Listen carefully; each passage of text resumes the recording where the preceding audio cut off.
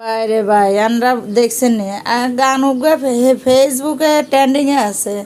তো ব্যাকে যে যেটা রান্ধে সেটা দিয়ে গানি জায়গা তো আইয়া যা গান গাই আইয়া যা রুই মাছ কাতাল মাছ রান্ধু মার জামার জন্য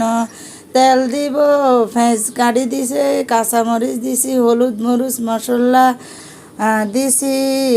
লবণ দিছি পরিমাণ মতো হলুদ দিছি পানি দিছি পরিমাণ মতো